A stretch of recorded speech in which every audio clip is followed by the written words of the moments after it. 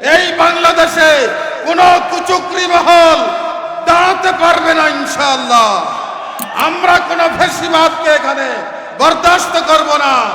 কোন ধরনের মির্জাফর বাংলাদেশকে নিয়ে ছিনিমিনি খেলবে, এটা আমরা অবশ্যই হতে দেব না।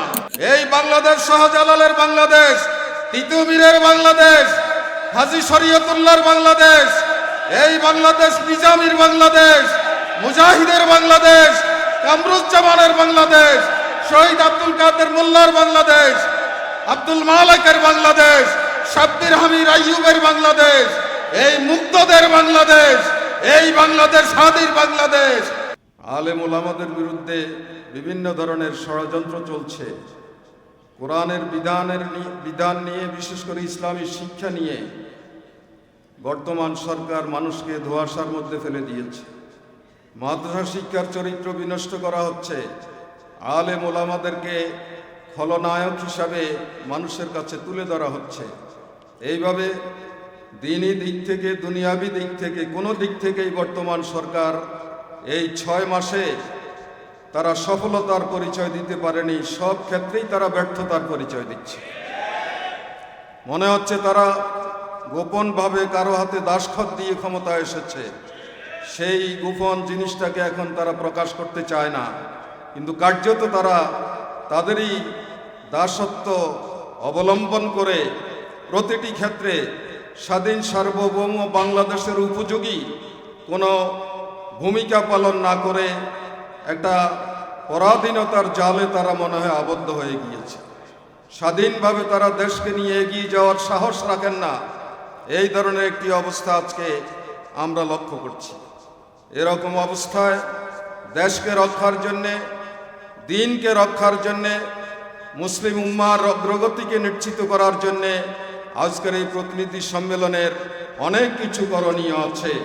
সেই বিষয়টি আমাদের সামনে সবসময়ই পরিষ্কার থাকা দরকার এবং সেভাবে আমাদেরকে ভূমিকা পালন করা দরকার। সম্মানিত ভাইরা, আমরা অনেক মুসলিম উম্মার অনেক দায় আমরা এড়িয়ে যেতে পারবো না। এই দায় আল্লাহ তাআলার দরবারে আমাদেরকে পাকড়াও হতে হবে। আমরা এটা জানি যে মানবতার মুক্তিদূত নবী মুহাম্মদ রাসূলুল্লাহ সাল্লাল্লাহু আলাইহি সাল্লাম দুনিয়া থেকে যখন বিদায় নেন, তখন তিনি বলেছিলেন, তারাকতু ফীকুম আমরাইন, আমি দুটো জিনিস তোমাদের কাছে রেখে যাচ্ছি। এই দুটো জিনিস যতদিন তোমরা আঁকড়ে ধরবে, লান তাদিল্লু, তোমরা কখনো গোমরা হবে না। সেই দুটো জিনিস হচ্ছে আল্লাহর কিতাব এবং আল্লাহর রাসূলের জীবন বা সুন্নাহ।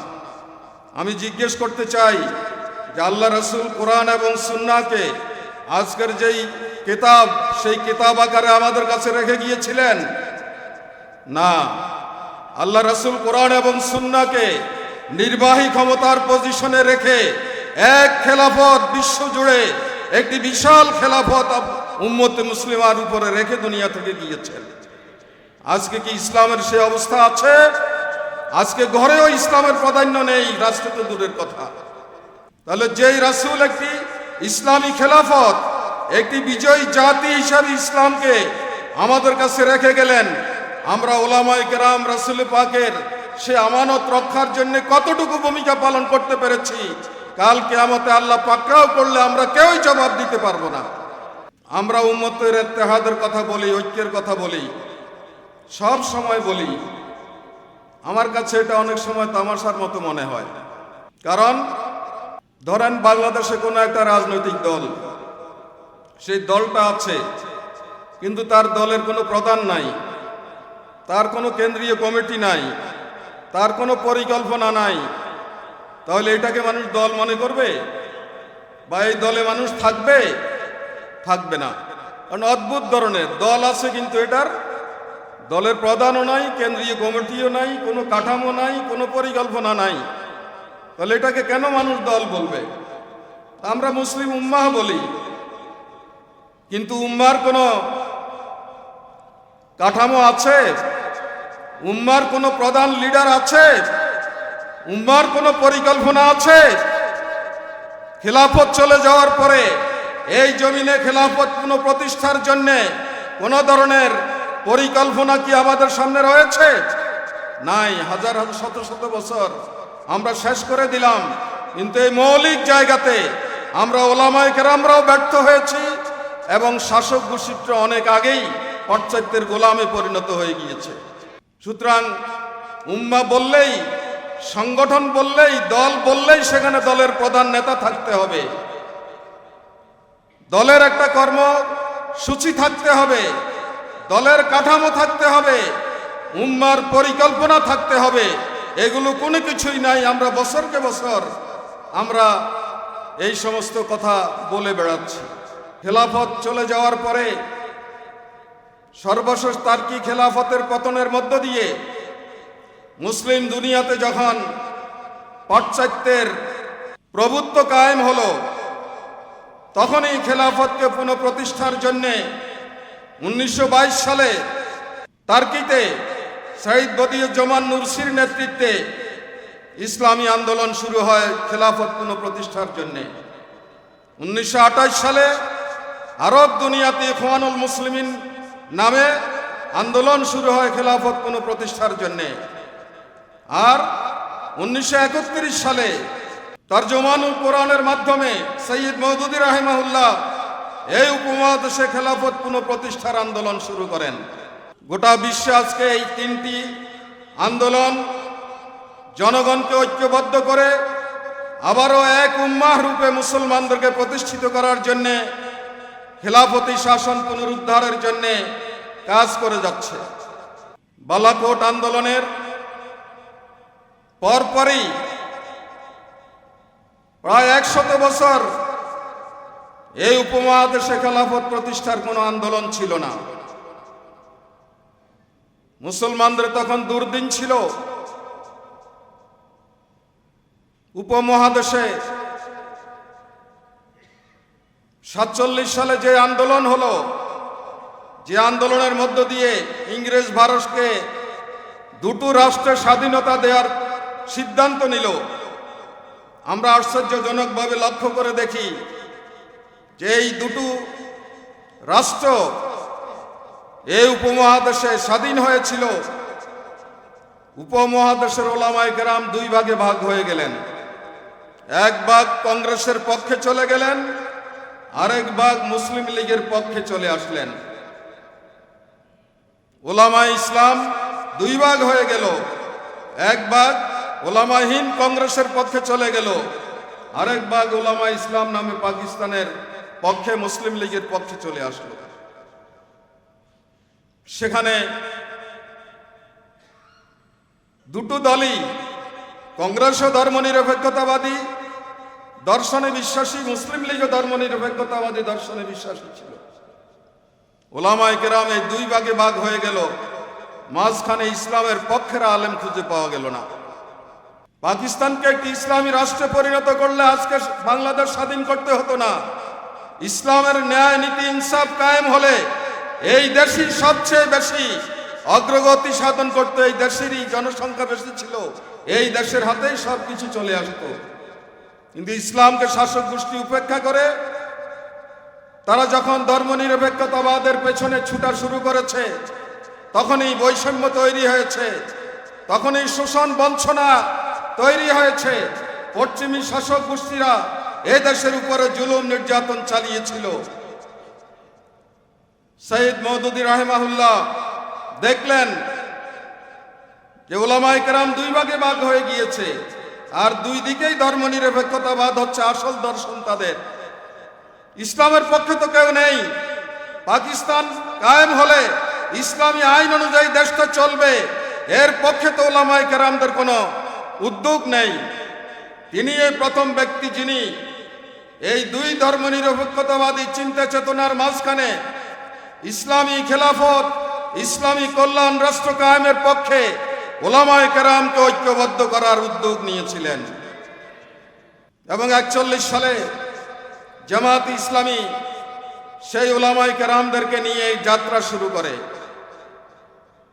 আজকে আমরা এটা অত্যন্ত সাহসের সাথে বলতে চাই যে আজকে বাংলাদেশে ইসলামী কল্যাণ রাষ্ট্র কায়েমের পক্ষে অধিকাংশ ওলামায়ে কেরাম এসে ঐক্যবদ্ধ হয়েছেন। আলহামদুলিল্লাহ। আজকে কেউ চোখ রাঙাতে পারবে না আমাদেরকে।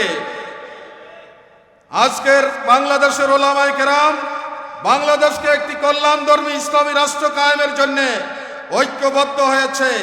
এই প্রতিনিধি সম্মেলন তারই প্রমাণ। আমাদের রফিক ভাই বলে গেলেন, ওলামাদের সবাইকে নিয়ে সম্মেলন করলে ঢাকাতে কোনো ধরনের এত বড় জায়গা খুঁজে পাওয়া যাবে না। ইসলামের পক্ষে ওলামায়ে কেরাম এখন ঐক্যবদ্ধ। সুতরাং আমরা কাউকে পরোয়া করি না। এই বাংলাদেশ শাহজালালের বাংলাদেশ, তিতুমীরের বাংলাদেশ, হাজী শরীয়তুল্লাহর বাংলাদেশ, এই বাংলাদেশ নিজামীর বাংলাদেশ, মুজাহিদের বাংলাদেশ, কামরুজ্জামানের বাংলাদেশ, শহীদ আব্দুল কাদের মোল্লার বাংলাদেশ, আব্দুল মালেকের বাংলাদেশ, শাব্বির হামিদ আইয়ুবের বাংলাদেশ, এই মুক্তদের বাংলাদেশ, এই বাংলাদেশ হাদির বাংলাদেশ। এই বাংলাদেশে কোনো কুচক্রী মহল দাঁড়াতে পারবে না ইনশাআল্লাহ। আমরা কোনো ফ্যাসিবাদকে এখানে বরদাস্ত করব না। কোন ধরনের মির্জাফর বাংলাদেশকে নিয়ে ছিনিমিনি খেলবে, এটা আমরা অবশ্যই হতে দেব না। এই জাতি অতীতে রক্ত দিয়েছে। এই ময়দান রক্তে কেনা ময়দান। এই ময়দান কারো দয়ার দান নয়। কারো চোখ রাঙ্গানিকে আমরা ভয় করি না। কারো দাদাগিরি বাংলাদেশে আর চলতে দেব না আমরা। স্বাধীন সার্বভৌম বাংলাদেশ মর্যাদার সাথে বিশ্বের বুকে মাথা উঁচু করে দাঁড়াবে। এই বাংলাদেশকে নিয়ে কেউ মাতাব্বরি করতে আসবেন না। এদেশের সন্তানরা, এদেশের নাগরিকরা এই দেশ গড়ে তুলবে, এই দেশকে সমৃদ্ধ করবে। কারো প্রেসক্রিপশনের প্রয়োজন নেই। কারণ আমাদের কাছে এমন এক আদর্শ আছে, সেই আদর্শের আলোকে যদি এই দেশ চলে, বিশ্বের কোন শক্তির কাছে দয়া ভিক্ষা করতে হবে না। এত সমৃদ্ধ হচ্ছে আল কোরআন, এত সমৃদ্ধ হচ্ছে ইসলাম। সব কিছুর সমাধান তিবিয়ানান লিকুল্লি শাই, সব কিছুর মৌলিক বর্ণনা কোরআনে পাকে আল্লাহ তাআলা দিয়ে দিয়েছেন। আমার রাজনীতি কিভাবে চলবে, অর্থনীতি কিভাবে চলবে, সংস্কৃতি কিভাবে চলবে, শিক্ষা দীক্ষা কিভাবে চলবে, আন্তর্জাতিক নীতি পদ্ধতি আমার কি হবে, এই সব কিছুর নির্দেশনা কোরআনে হাকিমে সুন্নতে রাসূলে দেয়া আছে। আমরা যদি সকলে সম্মিলিতভাবে এই ফর্মুলা অনুযায়ী এগিয়ে যেতে পারি, তাহলে বাংলাদেশ ইনশাআল্লাহ বিশ্বের বুকে স্বাধীন সার্বভৌম মর্যাদাশীল এবং সমৃদ্ধ বাংলাদেশে পরিণত হবে ইনশাআল্লাহ। সুতরাং সেই জন্যে আমাদেরকে প্রস্তুতি নিতে হবে। সংগঠনকে সব জায়গায় মজবুত করতে হবে। দ্বীনকে জীবনের উদ্দেশ্য বানাতে হবে। ওলামায়ে কেরামকে ঐক্যবদ্ধ করতে হবে। জনগণের কাছে বেশি বেশি যেতে হবে। দাওয়াতের কাজ বাড়িয়ে দিতে হবে। সর্বত্র জনগণের কাছে নিজের চরিত্র দিয়ে ইসলামকে তাদের কাছে তুলে ধরতে হবে। ইমাম মালিক রহমতুল্লাহ আলাইহি তার গ্রন্থে বলেছেন যে সাহাবায়ে কেরাম জামাত, একটি জামাত যখন সিরিয়ায় গেল, সিরিয়ায় খ্রিস্টান অধ্যুষিত এলাকায় তারা কিছুদিন থাকলেন। এরপরে খ্রিস্টান নেতারা ওই এলাকার লোকদেরকে ডেকে বললেন যে তোমাদের এলাকায় শুনলাম মুহাম্মদের সাহাবীরা এসেছে, তাদেরকে কেমন দেখতে পেলে তোমরা? জনগণ জবাব দিল যে মুহাম্মদের সাহাবীদেরকে দেখলে অবিকল ঈসার হাওয়ারীদের মতোই মনে হয়। আমি ব্যক্তিগতভাবে, আপনারা বিশ্বাস করুন আর না করুন, আমি ব্যক্তিগতভাবে এটা বিশ্বাস করি যে বাংলাদেশে জামাতে ইসলামী, ইসলামী ছাত্র শিবিরের নেতা কর্মীদেরকে দেখলে মানুষ যেই দিন এই সাক্ষ্য দেবে যে এদেরকে দেখলে ঈসার হাওয়ারী এবং মুহাম্মদের সাহাবীদের মতো অবিকল মনে হয়, সেই দিন বাংলাদেশে ইসলামকে রোখার মতো কোনো শক্তি সামনে দাঁড়াতে পারবে না। আমাদের চিন্তায়, আমাদের আখলাকে, আমাদের আদর্শে, আমাদের লেনদেনে, আমাদের কায় কারবারে, আমাদের আচার আচরণে, আমাদের পরিবার পরিচালনায়, আমাদের পাড়া প্রতিবেশীকে দেখাশোনায়, গরিব দুঃখী নিরন্ন অধিকার হারা মানুষের পাশে দাঁড়ানোর ক্ষেত্রে মুহাম্মদুর রাসূলুল্লাহ সাল্লাল্লাহু আলাইহি ওয়াসাল্লাম এবং সাহাবায়ে কেরামের আদলে নিজেদেরকে গড়ে তুলতে হবে। আমাদের চরিত্রে যাতে কেউ কোনো কালিমা দেখতে না পায়। আমরা এমন কোনো কাজ করব না যেটা মানুষের গুমরাহির কারণ হয়। আমাদের প্রত্যেকটি কাজ যাতে মানুষের হেদায়েতের কারণ হয়ে দাঁড়ায়, সেইভাবে যদি আমরা এগিয়ে আসতে পারি, সিদ্ধান্ত নিতে পারি, সংগঠিত হতে পারি, পরিকল্পনা নিয়ে আমরা যদি সারা বছর সুন্দরভাবে ভূমিকা পালন করতে পারি, তাহলে আশা করা যায় বাংলাদেশে জামাত জনতার এক বিশাল ঐক্য গড়ে উঠবে এবং এই ঐক্যের সামনে সব কিছু খড়কুটোর ন্যায় ভেসে যাবে ইনশাআল্লাহ। আসুন সেভাবে আমরা এই উম্মাকে জাগিয়ে তুলি, এই উম্মাকে আমরা সংগঠিত করি। আল্লাহ তাআলা আমাদের সবাইকে সেই শক্তি দান করুন, সেই সাহস দান করুন, এই কামনা করে আপনাদেরকে আবারও ধন্যবাদ জানিয়ে আপনাদের কাছে দোয়া চেয়ে আমি আমার কথা এখানে শেষ করছি। সুবহানাকা আল্লাহুম্মা ওয়া বিহামদিকা আশহাদু আল্লা ইলাহা ইল্লা আনতা আস্তাগফিরুকা ওয়া আতুবু ইলাইক। আসসালামু আলাইকুম ওয়া রাহমাতুল্লাহি ওয়া বারাকাতুহু।